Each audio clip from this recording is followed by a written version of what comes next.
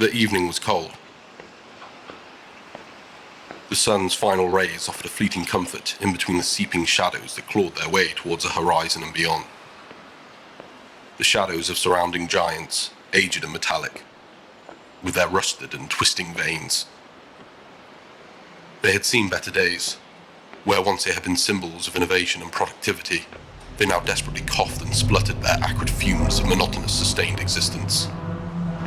But as I drew ever closer to the wavering heart of this decrepit part of town, my certainty did not falter, nor my understanding of what must be done. For a long night lay ahead of me, one that would challenge my resolve, as the setting of the sun brought with it something darker than the night, and it would remind me of the severity of my task, or more so, the futility of my existence, of all sentient existence, should I fail to succeed. And so, through all of her concerns and complaints, Violet would have to wait, and so too would our comparably insignificant mutual affections. All of this I must remember.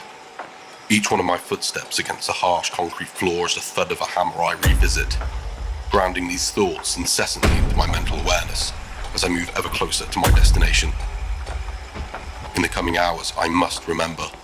It is imperative I remember. Navigating these forgotten alleys and barbed wire walkways gave me the time I needed to revitalize my perseverance.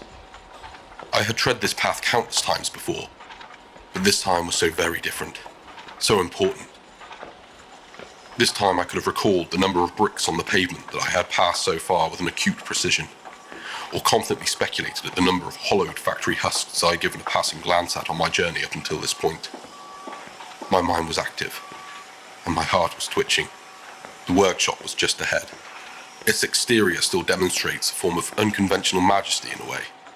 Its grandiose angles and towering sturdy walls display a somewhat admirable defiance, a reluctance to its own decay, an impressive mask that hides away the truth of its corroded interior, like the tragic but undeniable beauty of seeing some giant, exotic beast dead on the ground in a distant foreign land, before time and decay tear at its form, and smaller, ravenous creatures remove the final remnants of its being from the earth, into the belly of this beast. I cannot falter. They forbid me from faltering, and they will have what they need.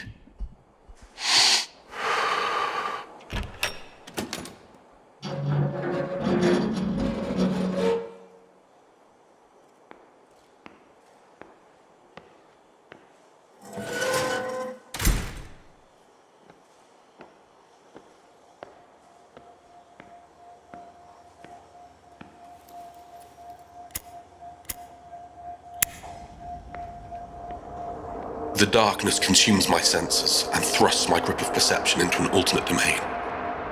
A domain of watchful eyes and hushed whispers of beings I know cannot truly be there. Logic dictates that this is merely an instinctual reaction of my own, a cruel mockery of my mind's construction, like a child left alone at night once the lights go out.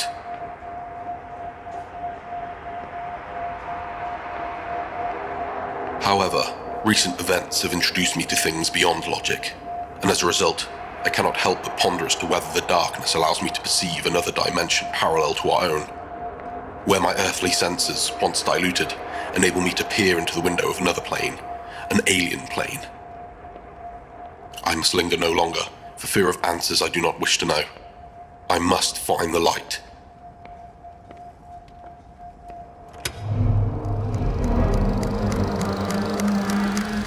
The building groans and convulses as it returns from death, dragged reluctantly back into existence by my own hand.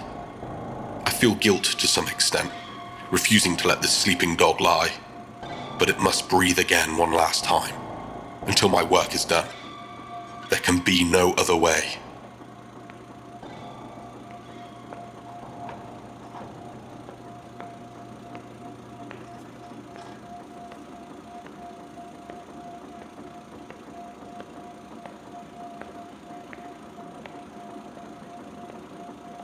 These walls have so much to whisper, stories no one else would care to remember, of the rise and fall of this once proud establishment.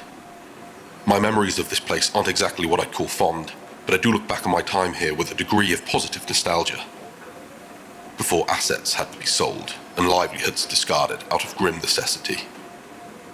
And now it slumbers, a crypt of decay, a time capsule of cogs and cobwebs. But I am not here to reminisce, I am here to craft.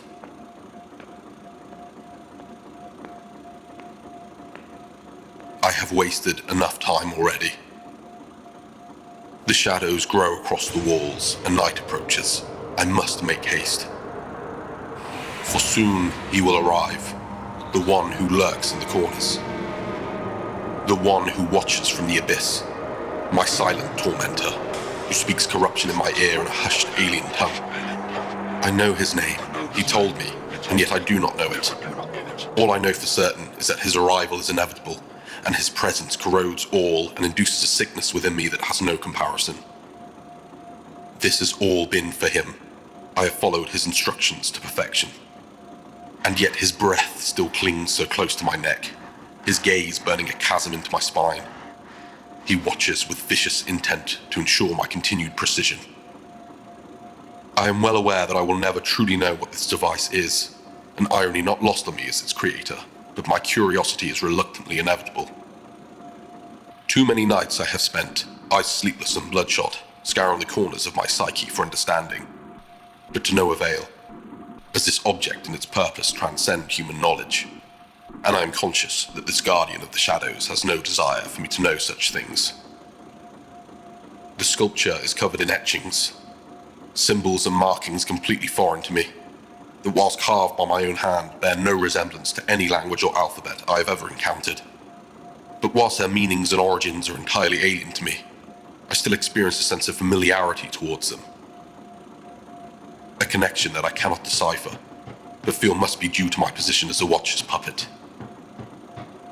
My mind belongs to him, and as a result, it is sometimes able to grasp onto brief fragments of knowledge relating to my cause and my overseer.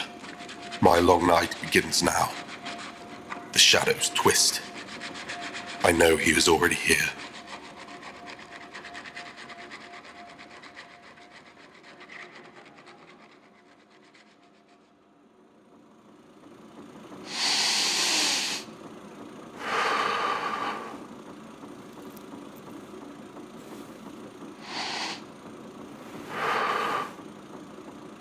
I managed to rest somewhat, in amongst the sounds that had continued throughout the night.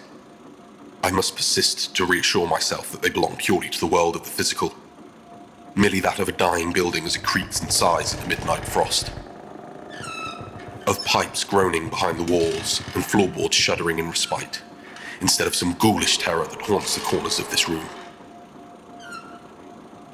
On a number of occasions last night I had woken up, seemingly gripped by an icy fever, and heard things that struck a chill much more severe than that of my affliction throughout my being.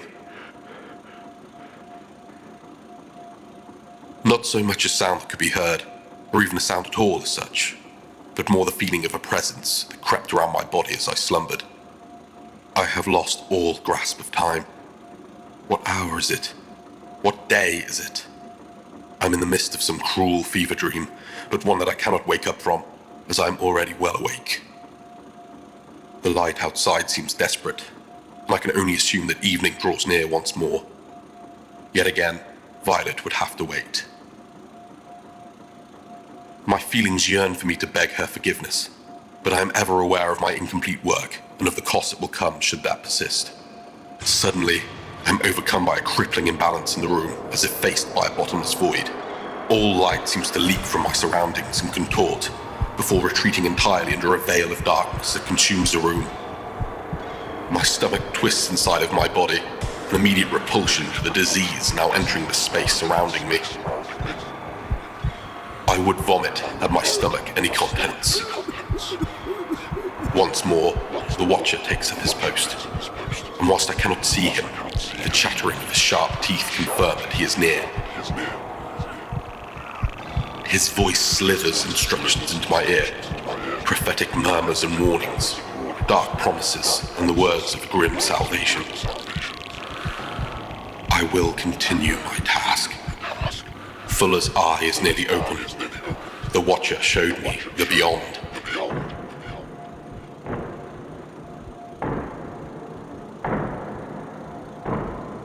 I saw through the veil of reality. I saw the shadows of great leviathans cast upon the barren mountains of alien worlds. I saw their tentacles writhe amongst the expanse, blocking out the light of distant suns. And I saw their eyes, unflinching and hungry, set their gaze towards the earth.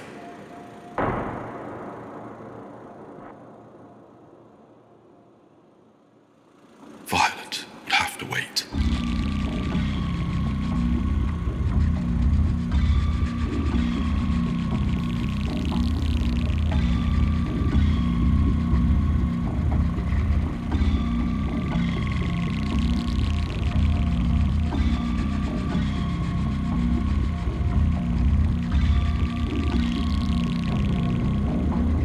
I haven't slept in days.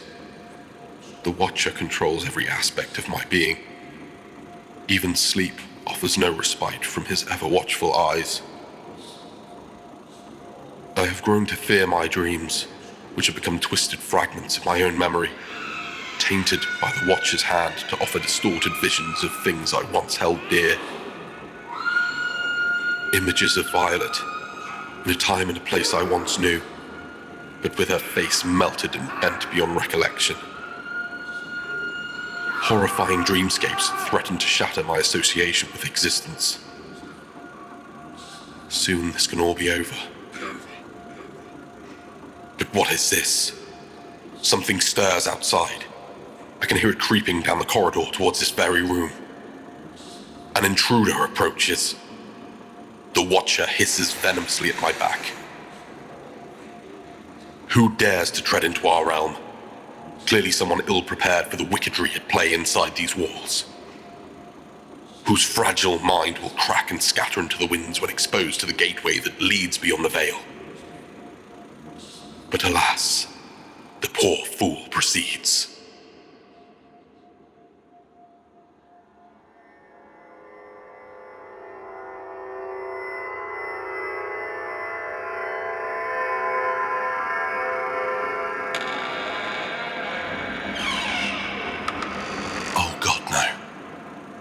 Please no.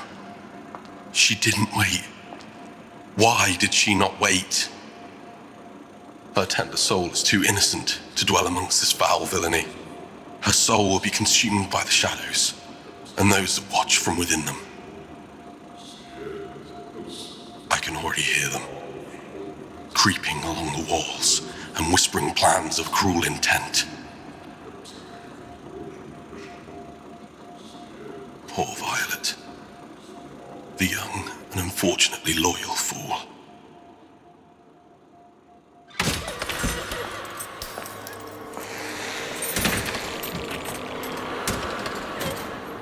She yells at me and scorns my name initially. A final dance of the wounded heart, performed just for me. But her anger is merely the product of her concern and lack of understanding. Her kind heart is too tender to maintain this guise. Next, she pleads for an explanation, as her frantic tears begin to steady, still desperate to rescue our bond. Her pleas nearly succeed, until I am dragged back into conscious thought. And her attention shifts towards the device. Please. Please. God, forgive me. Violet would have to wait.